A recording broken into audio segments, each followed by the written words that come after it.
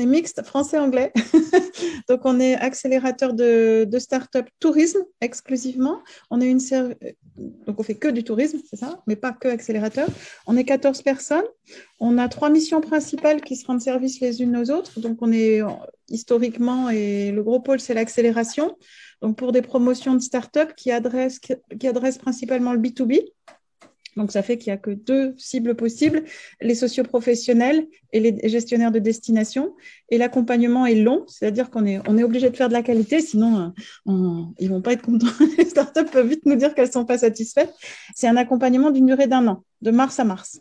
Donc, outre l'accélération, on a le pôle design et innovation qui fait du design stratégique pour affirmer les business models, aider à faire du testing et aussi aider les grands comptes à définir une stratégie. Par exemple, les campings, là, on est en train de travailler sur le camping 2.0, c'est-à-dire le camping de l'après-Covid. Qu'est-ce qui va intéresser les clients, vers quoi ils doivent aller. Donc, c'est ce genre de mission.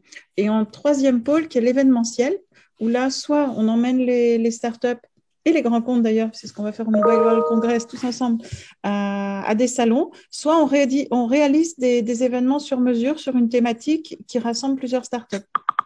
Par exemple, une start-up dédiée à l'œnotourisme, on lui organise un événement œnotourisme qui va lui permettre de rencontrer absolument tout, enfin absolument tout, non, il y avait 200 intervenants, mais il y avait 200 personnes, donc des fédérations, des différentes régions viticoles, d'autres start-up du vin, lors d'un événement qu'on organise tout seul comme des grands. Voilà, donc on a aussi participé aux rencontres de Bretagne, donc le savoir-faire qu'on a en événementiel, il y a d'autres régions qui nous le demandent, parce qu'on est dans le sud de la France. Voilà. Au niveau du format du webinar, pour ne pas parler que d'OTL, c'est une sorte de mini-salon. L'année dernière, on a intensifié en fait les webinars avec plusieurs régions de façon à donner une vitrine comme un mini-salon qui permet aux socioprofessionnels et aux gestionnaires de destination. Il faut couper vos sons. D'accord, merci. Qui permet donc à tous ceux parmi vous qui êtes présents, c'est-à-dire il y a des socioprofessionnels, il y a des gestionnaires de territoire, il y a la Technopole qui est là, merci. Il peut y avoir la French Tech, il peut y avoir d'éventuels investisseurs. Et ça permet de découvrir une bibliothèque d'innovation qui peu à peu s'agrège et le territoire peu à peu met sur YouTube, grâce à Géraldine, une bibliothèque d'innovation qui adresse tous les acteurs du tourisme. Donc, on va peut-être passer au mode de fonctionnement. Donc, il y a un chat. Donc, si vous avez des questions pendant les interventions des startups, n'hésitez pas à les poser dans le chat. À la fin de l'intervention de la startup, on les lira ou la startup les lira. Et en gros, on y répond dans un temps de questions et réponses. Donc, on a 3 startups aujourd'hui. On a 1 heure à passer ensemble.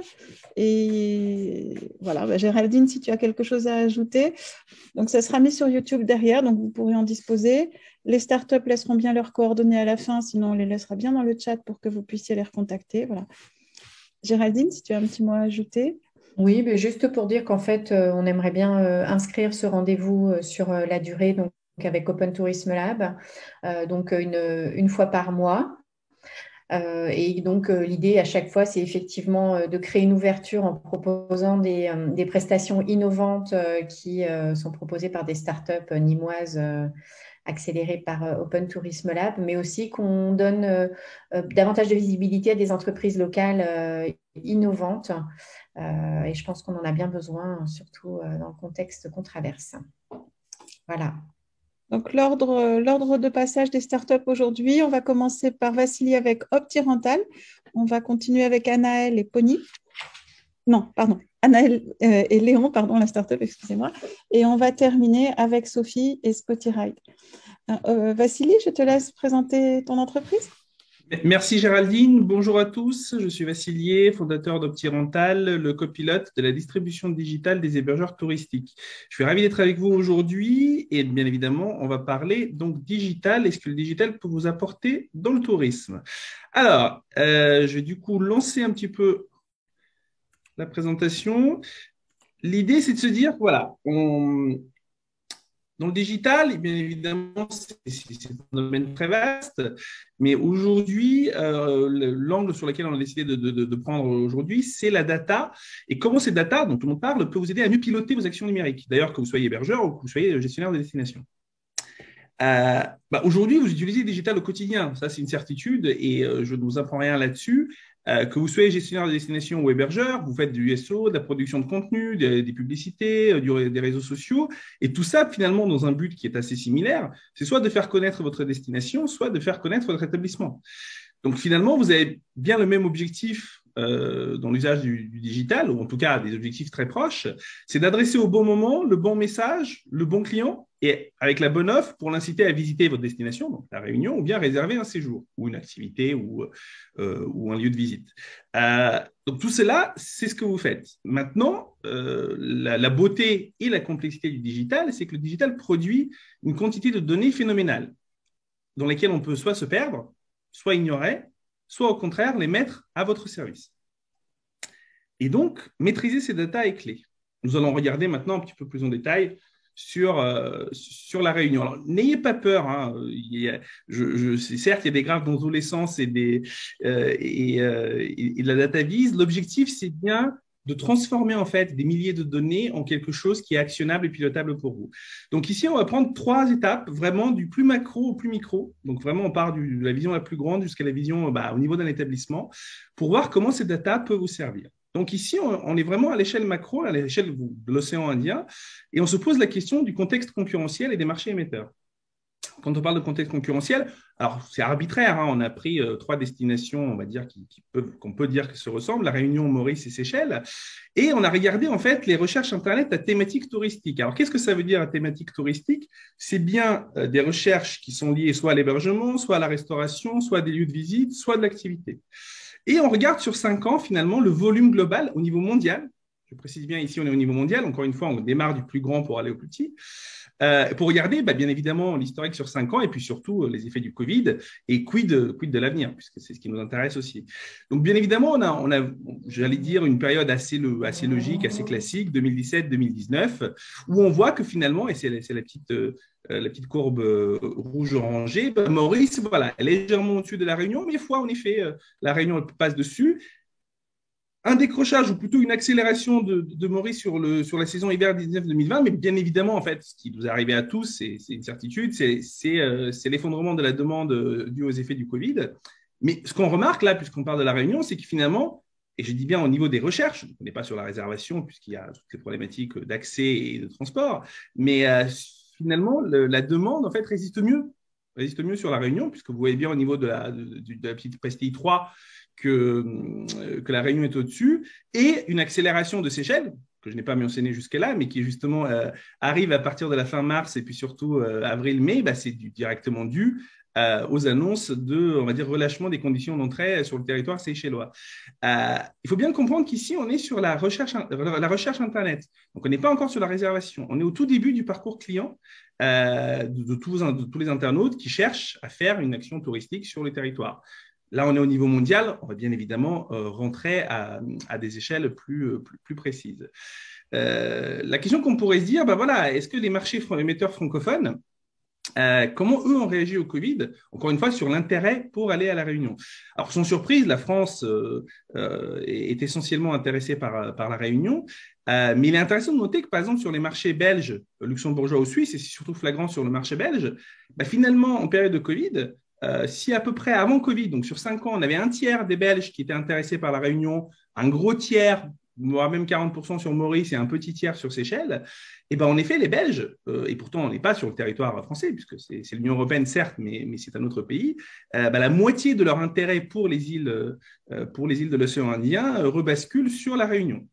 Donc, que faire de ces données? Là, on est vraiment à l'échelle macro, c'est de se dire, OK, il y a eu le Covid, il est toujours là. Comment sera l'avenir? Nous n'avons pas de boule de cristal, mais nous avons quelques indications et qu'en effet, l'intérêt est là. L'intérêt sur les marchés francophones, en effet, se maintient. Et bien évidemment, lorsque l'alignement des planètes sanitaires, restrictions d'entrée se fera, il y a des belles perspectives et surtout, il y a des choses à aller chercher. Alors, pas que sur le marché français, justement, mais aussi sur d'autres marchés. Là, ici, on a pris bien évidemment que quelques marchés. la donnée est disponible sur l'ensemble des marchés émetteurs. Bien évidemment, selon les marchés, les chiffres ne sont pas les mêmes. Tout ça, c'est pour du contexte. Mais finalement, OK, c'est intéressant d'avoir cette idée. Vous connaissez aussi finalement vos positions au marché émetteur. Donc, l'idée, c'est comment sortir du contexte et rentrer dans des choses beaucoup plus concrètes et comment mettre cette data à votre service. Ici, donc on passe finalement de l'échelle macro, l'océan Indien, à l'échelle du territoire qui nous intéresse aujourd'hui. Donc, c'est clairement la Réunion. On a essayé de mettre ici en deux choses. Donc, c'est de la donnée la plus récente qui soit. Donc, c'est les 30 derniers jours, donc du 20 avril au 20 mai 2021. Et on a regardé deux choses. L'intensité de la demande touristique, qu'on a essayé de découper par commune avec un focus sur Saint-Paul, et puis la croissance de la demande touristique. En effet, on est encore une fois, rappelez-vous, au début du parcours client. C'est-à-dire l'intérêt, je cherche quel hébergement, quel restaurant, quelle activité, quel lieu de visite. Je ne suis pas encore dans le process de réservation. Sans surprise, bien évidemment, Saint-Paul est le gros porteur, mais on peut aussi noter que Sillaos est très proche, et donc finalement, le Piton de la Fournaise, le Piton des Neiges, le cirque de Sillaos, intéresse. C'est toujours des endroits que l'on veut voir. Et donc, au niveau de l'intensité, ce sont bien ces deux zones-là. Et puis surtout, Saint-Paul, c'est différents quartiers, différentes zones, très fort d'un point de vue hôtelier. Donc, on a même découpé cette demande. Alors là, c'est un classement. Ça ne veut pas dire que le premier est à 100, le deuxième est à 80. C'est juste un classement. En effet, Saint-Gilles est les premiers. La Saline arrive en second. L'Ermitage en troisième. Saint-Paul, Bouquin-Cano au cinquième. Ça, c'est l'intensité touristique sur les 30 derniers jours. Bien évidemment, cette intensité évolue. Et ce qui est intéressant, c'est de pouvoir se regarder et revenir régulièrement, que ce soit de manière hebdomadaire ou que ce soit de manière mensuelle, sur l'évolution de l'intensité. Et justement, pour ce faire, certains territoires ont soit de la croissance, soit au contraire de la décroissance. Ici, on a regardé que la croissance est uniquement supérieure à 25% sur les 30 derniers jours. C'est-à-dire que la globalité des recherches dépasse de plus de 25% le mois d'avant. On retrouve ici la hausse, sans surprise, qui est vraiment plébiscité aujourd'hui par les internautes. Et ensuite, en effet, c'est les temps salés, l'entre-deux, qui croissent. Donc, vous pouvez voir à gauche que ce ne sont pas justement des territoires à forte intensité, mais ils sont en croissance. Ce qui est intéressant, ce serait de se reposer la question dans 30 jours, est-ce que c'est toujours le cas? Ou est-ce qu'au contraire, on va dire, il y a un petit rattrapage parce qu'ils étaient relativement bas, mais il n'y a pas de passage, je dirais, très, très haut. Que faire de ça? Parce qu'ici, encore une fois, c'est une image à l'instant T, les 30 derniers jours. Donc, comme je vous dis, c'est très intéressant de le regarder sur la durée avec un rythme prédéfini, hebdo, mensuel, trimestriel, peu importe. Mais que peut faire un territoire et que peut faire un établissement? À l'échelle du territoire, c'est savoir finement quelle destination monte ou descend. Et puis surtout, pouvoir anticiper la communication si vous avez un objectif de redirection des flux depuis les lieux les surfréquentés, parce qu'on les voit, ils sont verts très, très, très foncés, par rapport à d'autres destinations. Et donc, savoir déjà au niveau des recherches des internautes, c'est savoir ce qui, dans 1 mois, 3 mois, 6 mois, ça c'est le Covid qui nous le dira, ça se transformera en effet en visite, en réservation et en activité. Donc, avoir cette information-là, si une croissance ou une baisse se poursuit, cela donne finalement un petit peu un aperçu de ce qui se passera dans quelques mois sur ces territoires-là. Et donc, si le territoire est dans un objectif de gestion de flux, ça lui permet aussi d'anticiper sa communication. Revenons à l'échelle d'un établissement. Si une destination croît dans les recherches, et maintenant, mettons-nous dans une situation où le Covid n'y est pas, on sait qu'entre 1 à 3 semaines après, les réservations vont se faire. Donc, ça vous permet d'obtenir en amont des alertes sur un futur pic des réservations, et donc de pouvoir ajuster et être les premiers à prendre les bonnes mesures en termes de revenu management. Ici, comme vous l'avez vu, bien sûr, on vous a présenté la croissance. Des fois, il y a aussi de la baisse. Mais c'est intéressant de le savoir aussi, parce que si vous êtes les premiers à savoir qu'une baisse se profile, vous pouvez prendre des actions nécessaires pour moins pâtir de cette baisse. Ça, c'est à l'échelle du territoire. Maintenant, revenons vraiment à l'échelle la plus basse, donc vraiment la destination. Forcément, on a pris une des plus iconiques, Saint-Gilles-les-Bains, et on a regardé sur le mois de mai 2 choses. Les hôtels en croissance, encore une fois, croissance des recherches Internet. Et de l'autre côté, les plus recherchés. Vous voyez bien que ce n'est pas tout à fait la même chose et que finalement, ceux qui sont très recherchés, le luxe, le resort Saint-Gilles, sans surprise, forcément, on ne peut pas en plus être le premier en croissance. Donc, qu'est-ce que cela nous donne? Très concrètement, cela donne une vision des établissements les plus populaires, mais aussi de ceux qui montent, qui sont parfois les mêmes ou pas. Mais aussi, et c'est intéressant, puisque vous voyez bien le Palm Hotel et qui a ce petit astérix, c'est que la zone de chalandise, telle que voient les voyageurs, en tout cas ce que comparent les voyageurs, bah, ce n'est pas forcément la même que celle que vous, les professionnels, définissez. Parce qu'ici, vous voyez bien que 4 sur 5, les plus recherchés, quand on cherche Saint-Gilles-les-Bains par rapport à un hôtel, un hébergement ou un resort, bah 4 sur 5 sont bien sur la zone de Saint-Gilles, mais le 5e n'y est pas. Et donc, la vision client n'est pas forcément la vision, ou en tout cas, partiellement, n'est pas tout à fait la vision que peuvent avoir les professionnels. Pareil, ici, c'est de la donnée de mai, les deux sont importants. Ce qui est le plus recherché, c'est le volume et aussi les trends, ce qui est la croissance. Ce qui est intéressant, c'est de regarder aussi de moins en moins pour savoir ce qu'il en est. Très bien, plein de data, c'est génial, mais qu'est-ce qu'on en fait? Parce que c'est bien beau, mais vous n'êtes pas des data scientists, vous n'êtes pas des ingénieurs, vous êtes des professionnels du tourisme, et c'est très bien. Donc, il faut mettre maintenant toute cette data et puis surtout mettre en place des process, des méthodes pour mieux vendre. Mieux vendre, alors, il y a aussi d'autres objectifs. Nous, chez OptiRental, notre métier, c'est d'aider les professionnels à mieux vendre. Donc, c'est cet angle-là que je vais prendre. Mais bien évidemment, d'autres usages concrets peuvent aussi s'appliquer. Quand vous vendez, et là, je vais vraiment me focaliser sur les hôteliers et les hébergeurs touristiques, quand vous vendez, bien évidemment, vous vendez aussi en partie via les OTA. Quels avantages, quels risques? Je vais prendre que le deuxième parce que c'est vraiment le plus récent. À partir du 15 juin, Booking mettra en place de nouvelles conditions générales pour certains de ses programmes. Je pense à Genius, ses partenaires préférés.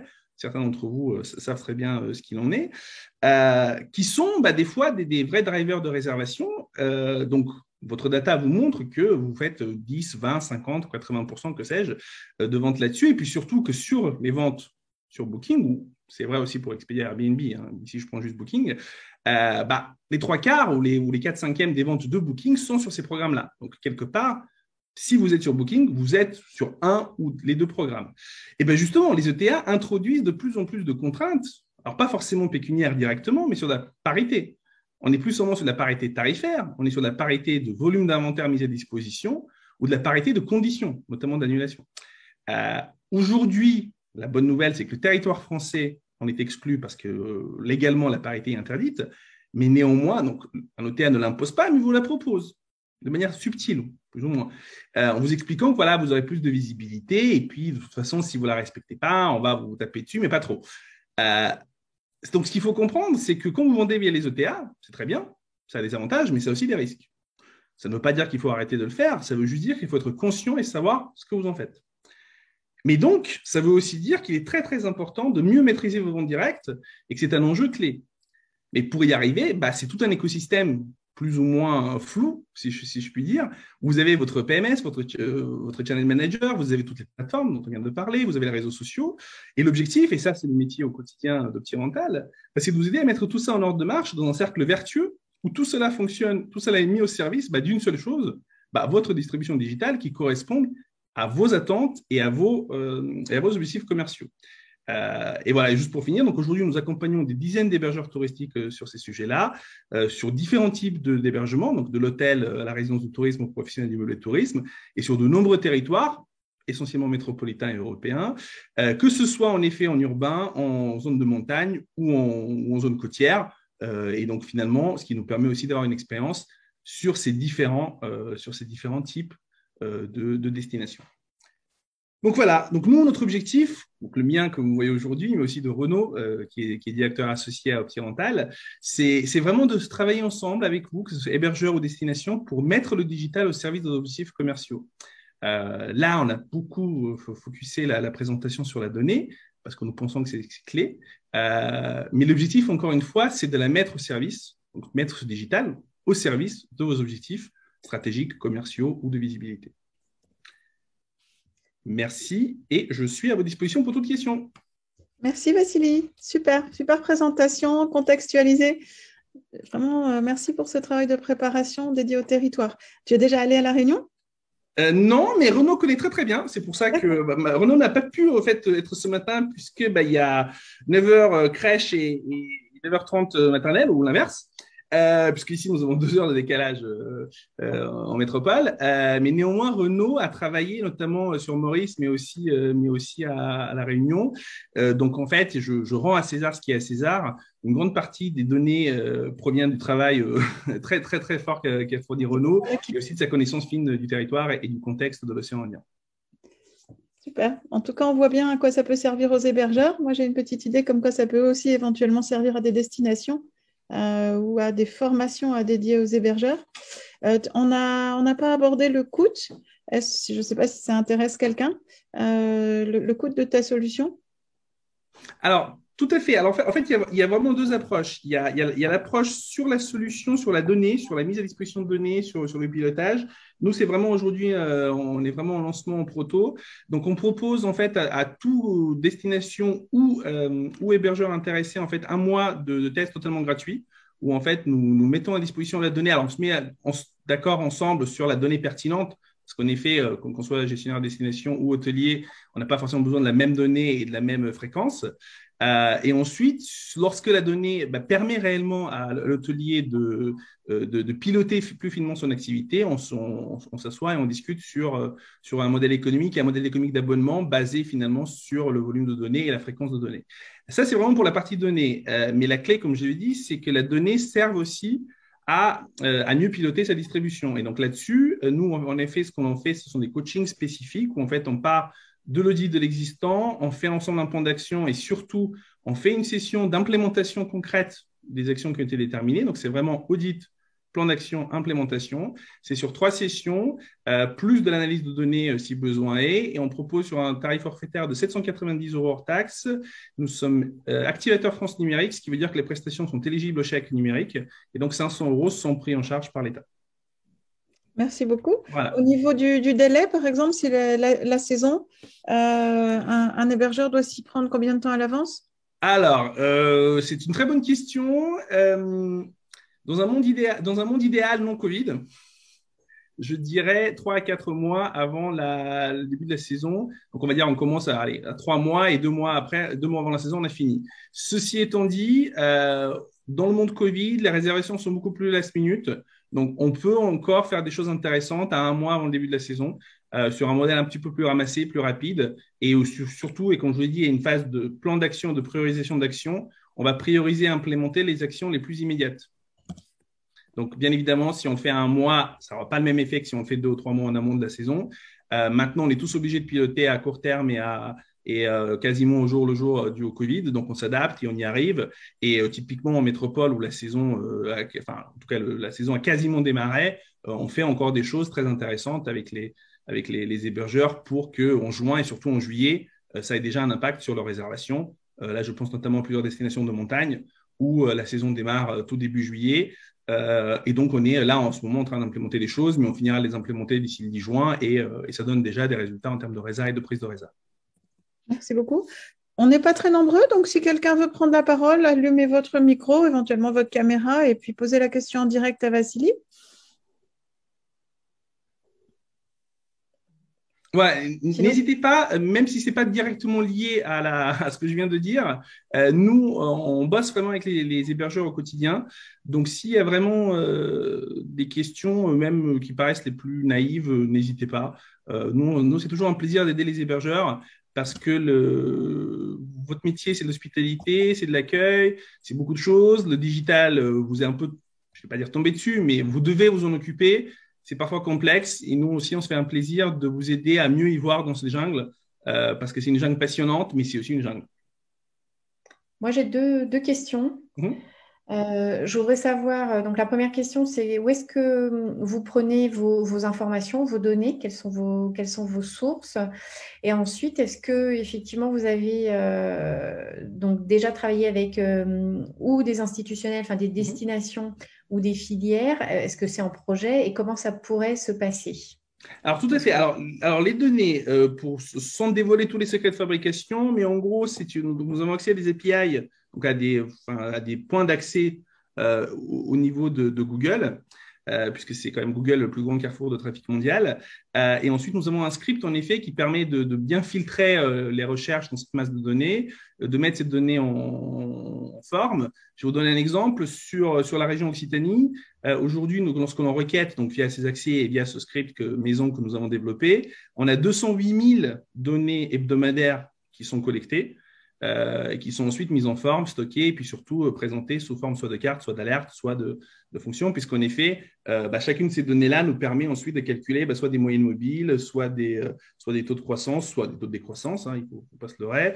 Voilà, donc en gros, script maison, accès aux API de Google et mise en forme faire parler cette donnée, cette masse de données pour sortir de 208 000 données à 20, 30, 50 données pertinentes, sachant que celle qui sera pertinente à l'échelle de la région entière ne serait pas forcément celle qui est pertinente pour un territoire donné ou pour un établissement donné. Donc ça c'est le premier point. Le deuxième point, les institutionnels avec qui on travaille, en fait, aujourd'hui, nous, sur la partie coaching, on est partenaire coaching du CRT PACA, donc Provençal-Côte d'Azur, sur lesquels, en fait, donc, on accompagne un certain nombre d'hébergeurs de leur territoire, sur un modèle de cofinancement où finalement, le CRT prend en charge la moitié du coaching du territoire, des établissements du territoire, sur une liste qui est par contre définie, donc d'établissements, on va dire, éligibles, qui est définie par le critère d'établissement éligible qui est défini par le CRT. Pour ce qui est vraiment de la partie données, visualisation et alerte liées à cela, comme je vous ai dit, c'est tout nouveau. Hein. On a encore affiné notre code informatique il y a 48 heures. Et donc, en effet, pour l'instant, on n'a pas de partenariat sur cette partie-là avec les institutionnels, mais on est très intéressé pour le faire. Et c'est pour ça aussi qu'on est dans une démarche de co-construction avec vous.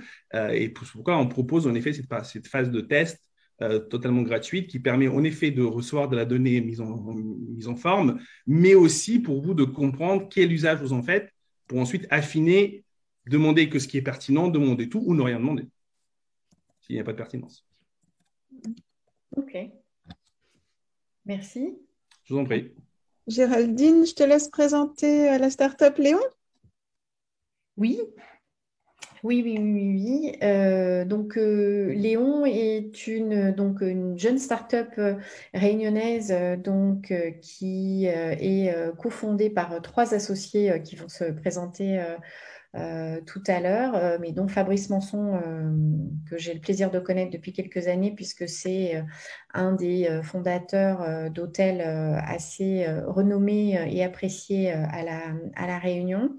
Et donc, ils ont un projet vraiment intéressant autour de la mémoire, de l'histoire réunionnaise, mais évoquée par les Réunionnais eux-mêmes. Voilà. Merci Géraldine pour cette présentation. Donc bonjour à tous, Fabrice Manson. Bon, je vais me présenter le premier avant de laisser la parole à Anaëlle. Donc effectivement, j'ai géré plusieurs hôtels à La Réunion et aujourd'hui, je gère une société de conseil en gestion auprès des hôteliers et des créateurs d'hôtels. Et j'ai rencontré Anaëlle sur le projet Léon. Donc je vais laisser présenter Anaëlle toute seule. Bonjour à tous, donc Anaëlle Pony, moi je suis ingénieure de formation, plutôt spécialiste dans le développement d'applications depuis une dizaine d'années maintenant. Et sur ce projet Léon, donc cofondatrice, présidente de la société. Voilà, donc Léon, le principe de Léon est une application, un compagnon de voyage qui est téléchargeable gratuitement par l'utilisateur sur un smartphone. Et qui permet de télécharger des podcasts. Donc, on va lancer notre petite présentation. Donc, voilà, juste pour. Donc, voilà, je répète, une application téléchargeable gratuitement par l'utilisateur pour écouter des podcasts qui racontent les histoires de l'île de la Réunion, qui racontent son patrimoine, qui racontent sa culture, tout ça relié sur des points d'intérêt. C'est-à-dire qu'on a identifié une centaine de points d'intérêt sur l'île de la Réunion et autour de ces 100, 200 points d'intérêt possibles, on y greffe 3 à 4 podcasts pour raconter les histoires, l'histoire de l'île, l'histoire du chemin, l'histoire du lieu, l'histoire d'un personnage. Et cette histoire-là, cette idée-là, elle vient de l'histoire d'Anaëlle au départ. Donc là, je te passe la parole. Alors effectivement, l'idée de Léon est née un peu sur les sentiers de la Réunion, dans toutes mes pensées réflexives quand je suis revenue il y a 5 ans maintenant. Mon retour au pays s'est accompagné de tout un tas de questionnements, questions identitaires notamment.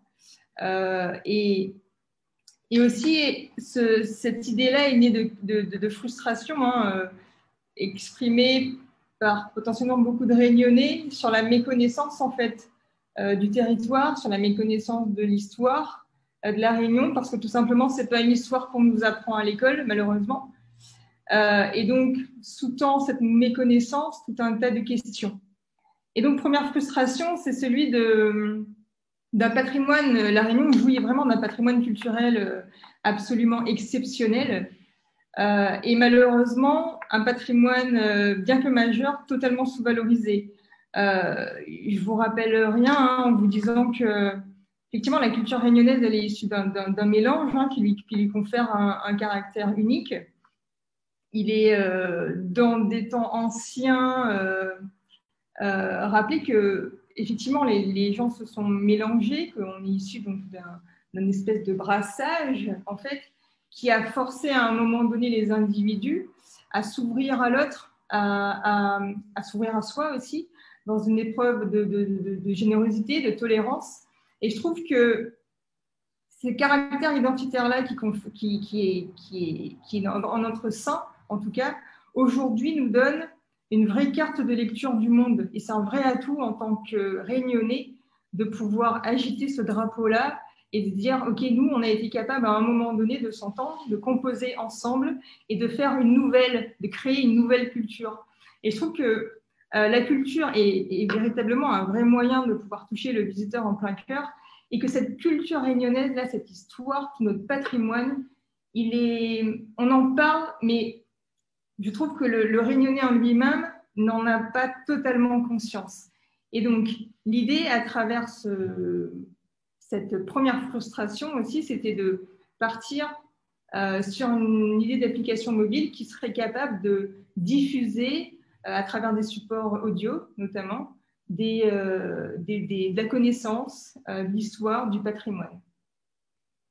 Donc ça, c'est le premier axe relatif à la culture. Et puis, on sent bien aussi que le tourisme est en train de basculer vers quelque chose d'un peu plus incarné, d'un peu plus authentique, avec une vraie exigence de la part des publics pour un tourisme qu'on cherche à comprendre, qui donne du sens, en tout cas à ce qu'on visite. Et c'est tout l'objet finalement de ce projet-là, c'est de diffuser cette connaissance-là et de pouvoir faire en sorte, à travers les podcasts, que l'utilisateur puisse s'approprier le territoire, puisse en ressortir grandi en fait de son expérience de visite. Qu'est-ce que je retire de ce que j'apprends? On n'est plus dans un tourisme finalement contemplatif ou passif, on est dans un tourisme beaucoup plus apprenant. Qu'est-ce que je retire? Comment est-ce que je capitalise sur une destination et comment est-ce que j'emmène cette empreinte-là ailleurs avec moi? On peut aussi amener cette notion de tourisme expérientiel, c'est-à-dire de permettre aux touristes, et on va en parler un petit peu quel type de tourisme, mais de permettre aux touristes de s'immiscer, de rentrer dans le lieu, dans l'histoire, d'être un acteur, de vivre en gros l'acteur, de vivre à la place du Réunionnais ou à la place du Réunionnais qui a vécu sur l'île. Et donc, concrètement, comment est-ce que ça se matérialise, Léon? Donc, c'est une application mobile disponible évidemment sur les plateformes classiques, iOS et Android. Et clairement, on a donc une bibliothèque de ce qu'on a appelé des points d'intérêt, les points d'intérêt qui sont maillés sur le territoire, nord, sud, est, ouest, et puis les cirques et remparts. L'idée, c'est que l'utilisateur passe à proximité d'un point d'intérêt, qui peut être un monument, ça peut être un sentier de randonnée, ça peut être une rue, un bâtiment. Et en fait, à l'instant où il passe à proximité du point d'intérêt, l'utilisateur est notifié d'une banque de podcasts, d'une série de podcasts disponibles relatifs à ce point d'intérêt. Donc, il est notifié et il peut à ce moment-là écouter l'histoire, le patrimoine relatif au point d'intérêt auquel qui est à proximité de lui. Alors, par exemple, on se dit que je vais me balader sur le site de l'Anse des Cascades à Sainte-Rose, qui est un site absolument magnifique. À ce moment-là, je me retrouve à être notifiée sur des podcasts qui vont me raconter le lieu déjà, et puis moi j'aimerais qu'on me parle à ce moment-là de la relation avec la mer. Pour ceux qui connaissent un peu le site, très sauvage et un peu hostile. J'aimerais qu'on me parle aussi des pique-niques, des ambroquels, pourquoi pas. Et derrière, autour de ce point d'intérêt-là, aller chercher toute l'offre marchande qui gravite autour, où moi, en tant que visiteur, je pourrais peut-être aller manger mon zambrocal dans un gîte à côté qui le propose. Donc, c'est tout ça, en fait. L'expérience de visite, j'arrive sur un lieu, je suis notifiée, je suis dans une expérience immersive, donc j'écoute, je prends connaissance, je m'approprie le territoire à ce moment-là, et puis je poursuis mon expérience avec l'offre marchande, avec des activités de loisirs, d'hébergement et de restauration qui gravitent autour. Dans cette notion de podcast, l'idée, c'est également de faire écouter l'histoire, de raconter ce que disait Anaëlle, mais aussi de le compléter avec la notion de musique, des bruits, d'entendre la mer derrière l'histoire de Danse des Cascades, voilà, d'avoir un complément pour justement que l'utilisateur soit immergé complètement dans l'écoute. Et la notion de la voix, cette notion de voix jouée par un des acteurs, c'est des acteurs qui vont enregistrer les podcasts. C'est justement de faire vivre. Voilà, l'idée, c'est vraiment de les impliquer l'utilisateur dans le lieu où il se trouve. Et du coup, ouais, effectivement. Ouais. Et du coup, on a du coup l'intérêt en fait pour lequel on a choisi les podcasts, c'est vraiment qu'on est dans un process finalement intimiste, très individuel, avec les écouteurs, avec la force de la voix et la puissance des mots finalement, on arrive à embarquer l'utilisateur vraiment dans une atmosphère à ce moment-là. Et on permet également une sensibilisation sur Léon. C'est pas juste, j'explique et je décris l'histoire ou le site.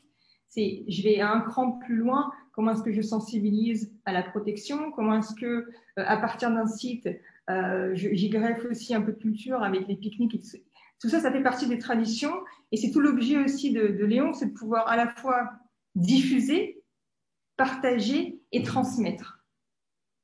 Ça, ce sont les valeurs qui sont inhérentes à l'identité de Léon.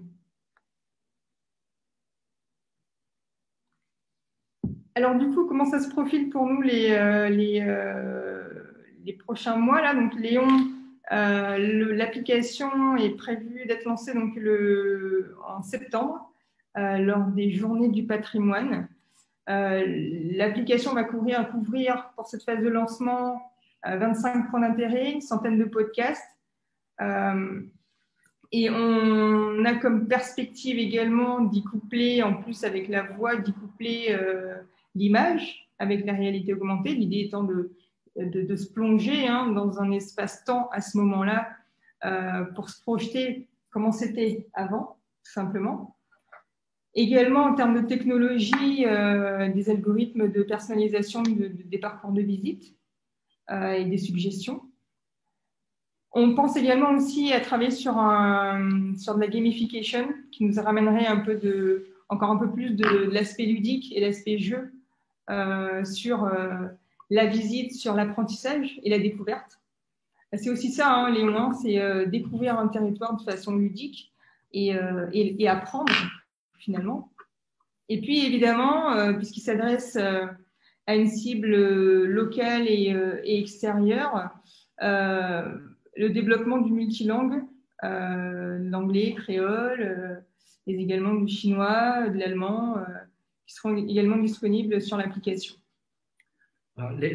Léon s'adresse à tout visiteur, qu'il soit réunionnais, qu'il soit métropolitain ou européen ou autre. C'est-à-dire qu'il s'adresse à un visiteur qui va se promener un week-end ou qui va faire une grande randonnée ou tout simplement qui s'adresse aussi peut-être à quelqu'un qui aura envie d'écouter les histoires tranquille dans son salon ou tranquille chez lui. Voilà, il s'adresse à tout le monde, à tout un chacun, à une clientèle plutôt tournée autour de ceux qui ont l'habitude d'écouter des podcasts, bien évidemment, et de ceux qui utilisent les smartphones. Mais je veux dire, cette nouvelle génération de communication est en plein boom.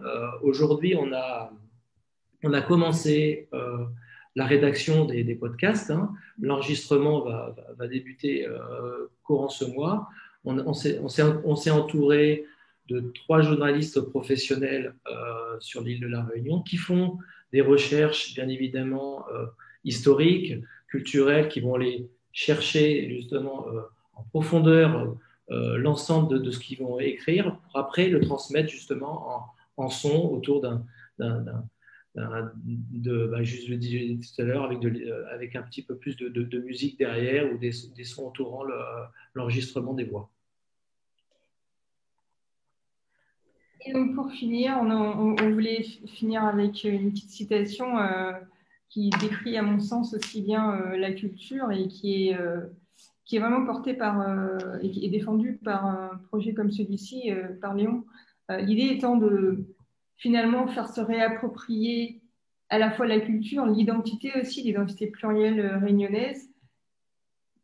Et on sent bien d'ailleurs que finalement dans un monde en plein repli identitaire, c'est vrai atout qu'a le Réunionnais de pouvoir comprendre le monde, de pouvoir comprendre l'autre, parce qu'il a été capable à un moment donné de s'ouvrir à l'autre pour se mélanger, est un vrai atout.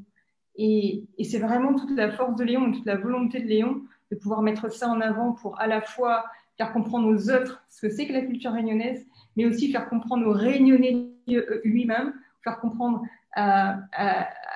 aux Réunionnais ce qu'il est finalement, tous ses atouts, ce qu'il a en son sein. Merci beaucoup pour votre intervention. Donc, s'il y a des questions, n'hésitez pas. Moi, je vais commencer par vous en poser une, si vous voulez bien. Oui, il y a une question. Pourquoi le nom Léon? Parce que Léon, en fait, c'est un vieux tonton qui aimait raconter les histoires au repas de famille autour duquel moi j'adorais, on adorait s'asseoir. Et voilà, et c'était surtout pour rendre hommage, très personnel. D'accord. Quelles solutions en termes d'accessibilité, notamment par rapport à la surdité? Alors, aujourd'hui, on a effectivement, on a pensé à cette option-là. On a une retranscription écrite alors pas du podcast, mais une petite description en fait écrite pour le moment, qui permettrait déjà d'avoir un premier niveau d'information. Et après, par la suite, penser à une retranscription écrite du podcast. D'accord. Et du coup, jusqu'où va l'aspect compagnon, guide, GPS, conseil? Une question de François Mali. Ce qui veut dire François, vous avez parlé de l'aspect compagnon de l'application. Jusqu'où ça va? Est-ce que l'utilisateur est guidé, par exemple, jusqu'au site où il va entendre le podcast? Est-ce que il y a du conseil en dehors de l'offre marchande dont vous parliez, etc. Oui. Alors, effectivement, dans cette première version, là, on est sur de la géolocalisation simple avec des push en notification. Et puis, l'idée, c'est d'y adjoindre aussi des algorithmes d'intelligence artificielle avec des suggestions, des recommandations, et donc de la personnalisation. C'est vraiment là-dessus qu'on va aller. En fait, on le fait pas dans le scope, dans le périmètre de départ, parce qu'il nous faut évidemment de la donnée, il nous faut évidemment des utilisateurs. Et c'est après coup qu'on embarque ça dans la feuille de route. Moi, j'ai une dernière question pour passer ensuite à la prochaine start-up. C'est quelle est en fait la prestation que vous proposez aux prestataires touristiques du coup? Quel lien il peut y avoir avec les prestataires touristiques? Oui, effectivement, on en a. Alors, il y a deux types d'intérêt. C'est effectivement sous un format type Waze, hein, comme on l'a dit, c'est-à-dire qu'en gros, en termes de géolocalisation, l'utilisateur va se trouver dans un environnement et la possibilité d'avoir le restaurant, le site qui va être mis en avant avec des données et avec des possibilités. Et puis l'autre possibilité, c'est le sponsoring de podcasts, la possibilité d'être, en gros, que le podcast soit validé et accompagné par un sponsor d'une entreprise ou d'une structure. Voilà. Après, on travaille aussi, et ça c'est le troisième temps, c'est de personnaliser sur certains sites, peut-être des structures où on va travailler autour de cette structure pour mettre en avant des podcasts où on va raconter le lieu en mettant en avant directement la structure en elle-même et son histoire. D'accord. Merci. Merci beaucoup. Vous avez en fait, chez Open Tourism Lab, l'un des intérêts, c'est que les startups sont assez complémentaires et vous devriez contacter peut-être ou regarder ce que fait EasyLang pour les traductions. Si vous voulez gamifier, il y a Explorama qui fait des jeux qui s'adressent plutôt à votre cible enfant si vous faites une déclinaison pour les enfants. Voilà. Après, vous géolocalisez par rapport aux hôtels et aux points d'intérêt pour qu'ils proposent dans leur offre. Enfin, il y a plein de choses. Donc là, on revient vers OptiRental. Donc, merci beaucoup pour cette présentation. Ravie d'avoir fait votre connaissance. On va passer à Sophie et Philippe, parce que je sais qu'il y a Philippe qui est là aussi parmi les spectateurs, donc de la société Spotyride. Et on va passer côté mer maintenant, côté eau. Bonjour à tous, donc Sophie de Spotyride. Je vais partager mon écran aussitôt pour voir. Donc nous sommes créateurs de solutions digitales dédiées plutôt dans le sport et tourisme, puisque aujourd'hui le sport touristique est quelque chose qui est très actif et de plus en plus qui prend une place de plus en plus importante.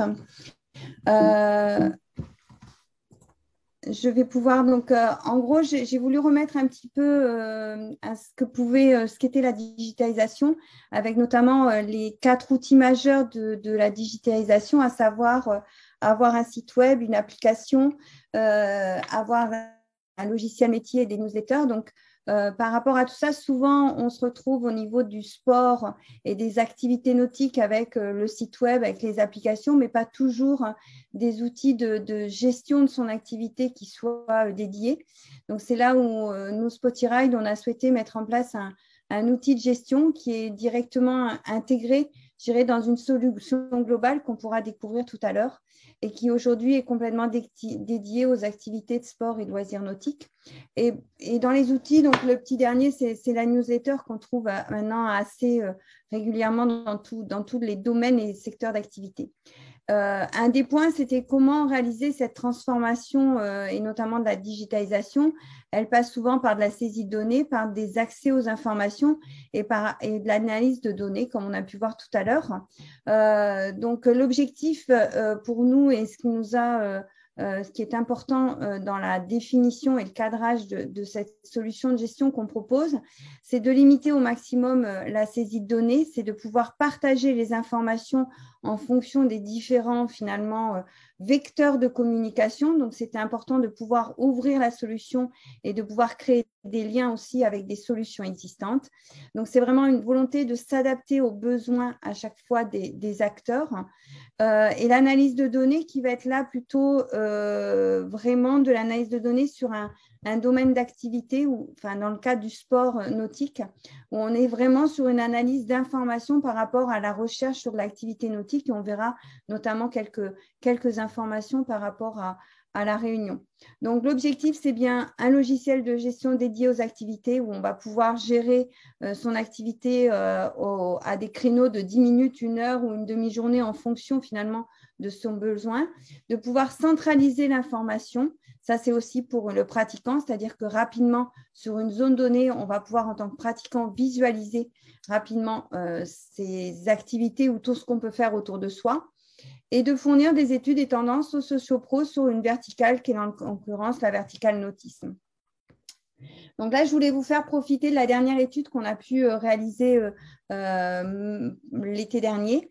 Donc avec les tendances aujourd'hui au niveau du comportement par rapport au sport et comment les gens font des recherches et préparent leurs vacances par rapport à ces tendances sportives. Et c'est vrai qu'on l'a très tourné là sur les profils des personnes qui étaient plutôt adeptes de la plongée. On essaye à chaque fois de faire des études par rapport à des cibles pratiquants, puisqu'on est majoritairement avec un flux de membres et une communauté qui est très sportée, activité et sport nautique. Voilà, et la solution Spotiride dédiée. Donc aujourd'hui, les tendances, elles sont bien entendu, et ce qui n'est pas une surprise et qui n'est qu'une confirmation en 2020, avec un comportement sur la technologie qui est de plus en plus importante et une part du smartphone qui prend 90% aujourd'hui d'un usage au quotidien. Toutefois, on a quand même l'ordinateur qui correspond aussi à un outil d'utilisation de recherche et d'information, et la tablette qui, elle, ne décolle pas du tout. Aujourd'hui, au niveau de Spotiride, c'est vrai que durant l'année qui vient de s'écouler, 2020, je pense que c'est lié aussi à la période. On s'est retrouvé avec un fort usage finalement de l'ordinateur et presque plus que le smartphone, et en train de voir en ce début d'année là, depuis un mois, un petit changement au niveau de l'usage avec une proportion de smartphones qui est un peu plus importante. Les réseaux majeurs toujours utilisés, réseaux majeurs par rapport à la population qui est, nous, dans le nautisme et tout ce qui est aquatique. À 90%, c'est du réseau sur Facebook, 79% sur Instagram. On ne voit pas aujourd'hui encore des réseaux comme TikTok ou autres outils qu'on pourrait identifier aujourd'hui qui prennent une part majeure sur la cible de personnes que l'on touche aujourd'hui au niveau des sports et activités nautiques. Le comportement dans la recherche, donc ça c'est un point important aussi, c'est qu'on se rend compte qu'aujourd'hui qu'il y a une personne sur deux qui recherche la destination voyage sur les réseaux sociaux. Donc ça c'est une proportion de plus en plus importante. Et 40% qui partent pour réaliser une activité sportive. Donc ce 40%, en fait, on voit en l'espace de 2 ans qu'il a beaucoup progressé. On était il y a 2 ans sur ce type de questions plutôt autour de 20%. Donc, on a quasiment multiplié par 2. Il y a une vraie volonté de vouloir faire des activités sportives, de pouvoir allier sport et culture par rapport à un choix d'une destination. Donc, les pratiquants aussi d'activités nautiques seraient prêts aujourd'hui, ça c'est un petit peu la surprise, à découvrir au moins 2 autres activités pendant leur séjour. Là où on retrouvait, il y a encore une dizaine d'années, vraiment une forte proportion à être dans un domaine. Je fais du kite, je fais du wake, je fais du ski nautique. Aujourd'hui, on se retrouve avec des gens qui cherchent à pouvoir, sur une même période, faire 2 à 3 activités différentes, mais toujours tourner dans le nautisme.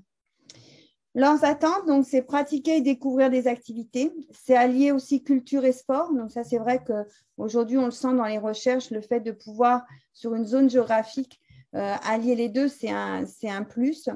Prendre le temps de faire ce qu'on veut et comme on veut. Partir un peu au dernier moment. Donc, ça, je pense que c'est aussi un effet du contexte sanitaire aujourd'hui. S'informer rapidement sur le web et réserver en ligne, et surtout le complément, c'est être mobile et découvrir plein de choses. C'est-à-dire qu'une fois qu'on est sur place, c'est aussi découvrir ce qu'on est capable de faire autour de soi assez rapidement, même si on ne l'a pas obligatoirement planifié.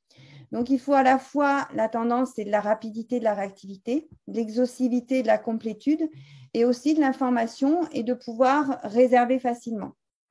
Dans les nouvelles générations, on voit que l'usage du téléphone, il est majoritairement pour chatter, pour réserver, pour s'informer, rarement pour appeler et discuter.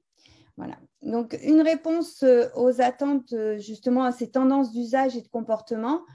Côté Spotiride, la réponse, elle passe par la géolocalisation, qui est vraiment un point majeur dans l'utilisation des différents outils qu'on a aujourd'hui, c'est le point de recherche. Donc, cette géolocalisation, c'est vraiment l'outil qui est adapté et qui va être utilisé sur l'ensemble des solutions techno que l'on peut utiliser aujourd'hui. C'est assez immédiat et simple pour la recherche puisque du fait des outils, on est facilement identifiable et cette information, elle est aussi facilement, de fait qu'elle est géolocalisée, elle peut se partager sur différents supports. Aujourd'hui, par rapport au logiciel métier dont on parlait, l'idée, c'était de pouvoir, sur un périmètre donné qui est le sport d'activité nautique, de pouvoir donner des fonctionnalités au travers d'une solution qui va permettre à une structure de pouvoir faire le pilotage de ses activités, d'avoir des fonctionnalités de shop, d'avoir des fonctionnalités de marketing, de réservation, mais aussi de communication, puisqu'on va on va le découvrir sur la solution, pouvoir donner des informations sur des événements. Là, je vous propose de basculer. Hop, je fais une petite manipulation. Donc là, on va se retrouver sur Spotiride. Là, c'est la réunion. Donc, on a pu géolocaliser un certain nombre de professionnels qui vont proposer à la fois du canyoning, du rafting, du surf. À chaque un point important dans la solution, l'idée, c'est de pouvoir, au niveau du pratiquant, l'informer sur finalement ces lieux de pratique, mais aussi au niveau de ce qui va être une appartenance, par exemple, à une fédération, à des règles de conduite, à des règles de pratique du sport et de sécurité. Donc, ici, on peut voir ces petits logos, c'est que par exemple, le Saint-Leu Surf Club fait partie des clubs adhérents de la fédération de surf. On va retrouver aussi au niveau du ski nautique, là, c'est le canoë-kayak qui fait partie de la FFFCK. Et là, le Ski Nautique Club de Saint-Paul-à-Réunion qui fait partie de la Fédération française de ski nautique et de wakeboard. Donc ça fait partie des partenariats qu'on est en train d'établir, de pouvoir partager aussi avec le côté fédéral pour avoir un côté information et communication, on va dire, réglementaire sur l'ensemble des activités. Donc, lorsque je clique sur une des pages, tout simplement, chaque structure a sa propre visibilité, ses propres informations. Et pour pouvoir mettre à jour ces informations, c'est tout simplement un back-office qu'on va retrouver ici, qui est assez simple d'utilisation. Je ne rentrerai pas dans le détail pour ceux qui le souhaitent avoir plus d'informations. On va pouvoir rapidement, la structure, prendre la main et pouvoir mettre ces informations et travailler aussi la partie référencement de Google. Donc, on accompagne, je dirais, les structures dans leur préparation de ce référencement. Donc, l'objectif de la solution a été de pouvoir avoir une offre quand même globale au niveau des pratiquants. Tous n'ont pas obligatoirement attendu, bien entendu, Spotiride pour pouvoir mettre en place des outils de réservation ou de visibilité ou du site web. Et je pense notamment même sur le site de la Réunion, où vous avez une offre très importante de toutes les activités qu'on peut faire avec la réservation qui est accessible. Donc, bien entendu, aujourd'hui, au niveau de la solution, on est capable aussi d'identifier le sport qu'on va pouvoir pratiquer, de pouvoir faire des liens. Donc, je prends par exemple, tout simplement, on était sur, là, c'était la Fédération française. Je voulais voir sur Évasion Créole. Typiquement, lorsqu'on va cliquer ici pour pouvoir réserver une activité sur Évasion Créole, donc typiquement, je suis plutôt expérimentée, je veux faire une activité, je vais pouvoir aller sur ma page et là, directement cliquer sur réserver. Et là, je vais basculer sur le site de réservation direct d'Évasion Créole.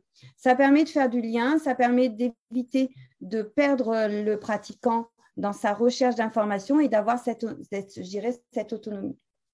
Voilà un petit peu l'esprit. Donc, bien entendu, sur Spotiride, on va pouvoir gérer, on va générer des articles, on va pouvoir identifier l'ensemble des événements. Donc, typiquement, ça, c'est un point important, c'est chaque structure, qu'elle soit une fédération ou une ligue ou un spot de canyoning ou de ski nautique, va pouvoir créer son événement et donner de la visibilité. Une des problématiques souvent quand on se déplace ou quand on va en vacances, c'est qu'on a souvent tendance à découvrir finalement l'événement qu'il y a autour de soi ou qui a lieu sur une zone donnée un peu tardivement et un peu au dernier moment. Donc là, l'idée, c'était de pouvoir donner une visibilité aussi à l'ensemble des personnes qui sont des passionnés ou pas d'activité, de pouvoir rapidement avoir une visibilité sur ce planning. Donc là, on va retrouver notamment les événements de la Fédération française de ski nautique. Et donc, automatiquement, dès l'instant où il y a des événements sur la Réunion, on peut tout à fait les intégrer. Voilà un petit peu sur la présentation de ce qu'est la solution SpotiRide. Je vais revenir à ma présentation rapidement pour vous présenter un petit peu les tendances aujourd'hui qu'on a pu constater depuis le début de l'année. Aujourd'hui, on a une majorité de recherches qui se font depuis le début de l'année, bien malgré le confinement, sur la Réunion, avec 60% en fait de ces recherches qui se positionnent sur les spots et activités nautiques qui sont sur la Saline-les-Bains. Et on va retrouver d'une manière beaucoup plus faible 15% sur Saint-Gilles-les-Bains et 15% sur Saint-Pierre. Donc là, nous, notre travail derrière, c'est aussi de valoriser l'ensemble des activités et de pouvoir amener à découvrir d'autres structures là où effectivement les gens iront moins naturellement. Donc nous, on travaille sur ce référencement et sur la création d'articles qui vont permettre de mettre en valeur aussi des structures qui pourraient être, je dirais, autour et à proximité. Voilà un petit peu. Donc, bien entendu, alors je vais arrêter les petites vidéos. On travaille beaucoup sur de la communication au travers d'animations, de petites vidéos, de communication sur les ouvertures des spots et aussi des liens avec des partenariats avec notamment d'autres startups qui font partie de l'Open Tourism Lab, qui sont notamment Touristic Map et Circuit ou Story Guide, qui vont nous permettre de pouvoir créer et dynamiser, je dirais finalement, toute la richesse et des activités qu'on peut avoir sur un endroit donné. Voilà un petit peu pour la présentation de SpotiRide. J'essaie d'être assez courte. Je vais arrêter le partage. Voilà. Un des points, c'est que chaque structure, en petit complément, on a une fiche contact et typiquement, ça fait partie des usages qui sont utilisés par nos membres. Là, pas plus tard qu'avant-hier, on avait une demande sur Radical Surf Club qui est un spot de surf et les questions se posaient sur où est-ce que je peux prendre ma licence, comment je peux prendre ma licence et est-ce que je peux faire du surf ou pas. Et effectivement, nous, on sert aussi de lien avec les structures pour pouvoir amener des informations et que les gens puissent préparer au mieux, leur week-end ou leurs vacances au sein d'un lieu comme la Réunion. Bonjour, merci Sophie. Est-ce qu'il y a des questions que vous pouvez poser en direct, par exemple délai de mise en œuvre, je ne sais pas comment ça se passe. Ah, il y a des questions, je vais regarder les questions. Pardon, je n'ai pas vu. Est-il prévu en web app? Oui, est-il prévu en web app? Aujourd'hui, il est en web app de fait et elle est en application Android et Apple. Et il y a une autre question, c'est quel est le business model? Comment tu gagnes ta vie? Alors, par un système, donc par défaut, toutes les structures sont référencées gratuitement puisque l'objectif, c'était de donner une visibilité à l'ensemble des acteurs du sport nautique et surtout aux pratiquants. Après, on a des offres d'abonnement. Donc, typiquement, on a l'abonnement à 9 € qui va permettre à une structure de pouvoir avoir un abonnement à 9 € mensuel qui permet de pouvoir bénéficier à la fois soit de la solution digitale et de la solution d'activité de réservation en ligne et sur lequel on prend une commission ou de pouvoir intégrer un lien direct de réservation. Et après, on peut aussi proposer une offre de ce qu'on appelait, nous, apporteurs d'affaires, c'est-à-dire qu'on gère l'ensemble de la page numérique, des informations, du traitement du référencement, de la communication. Et en fait, on a une remise sur toutes les ventes de prestations et d'activités réalisées. Voilà. Merci. Pour te contacter, si un prestataire est intéressé, il te contacte directement? Oui, donc je peux vous remettre. Donc, c'est sophie.siresh@spotiride.com que je vais pouvoir remettre dans le. Je m'en occupe. D'accord. Et on peut vous mettre un lien aussi pour prendre rendez-vous si vous le souhaitez. Alors, on a une partie média, c'est-à-dire qu'un des points importants aussi qui fait la spécificité, c'est qu'on a souvent, on rédige des articles, on fait des échanges avec des sites comme Voyage ID, comme des sites de blogueuses, qui nous permet en fait de donner de la visibilité, ou que ce soit le groupe Boat Group, pour pouvoir donner plus de visibilité sur les structures. Un des points aussi, c'est les gens qui sont par exemple en bateau, qui vont arriver au port, ils n'ont pas obligatoirement la visibilité sur ce qui peut être fait au niveau des structures. On fait beaucoup d'échanges d'articles et de valorisation des lieux, voilà, pour essayer d'amener de la valeur à la structure et aussi au sport, puisque l'objectif, c'est de promouvoir aussi les différentes activités sportives et de découvrir d'autres sports. Et du coup, j'ai une petite question. Du coup, vous avez des liens en fait avec les fédérations ou les syndicats professionnels. Est-ce que vous avez des prestations à destination de ces professionnels? Je sais que nous, on a un syndicat professionnel des loisirs, alors des loisirs en général, pas que nautiques, mais est-ce que du coup, vous avez des liens ou des prestations en particulier?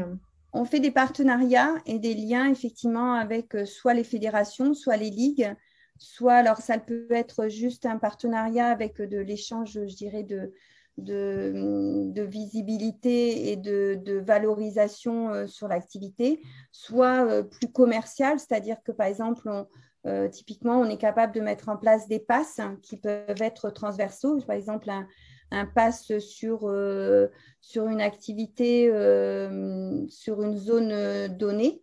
Et par exemple, le pass voile qui va permettre à quelqu'un qui va prendre ce pass de pouvoir réserver sur différentes structures dans le cadre de ce pass. Voilà.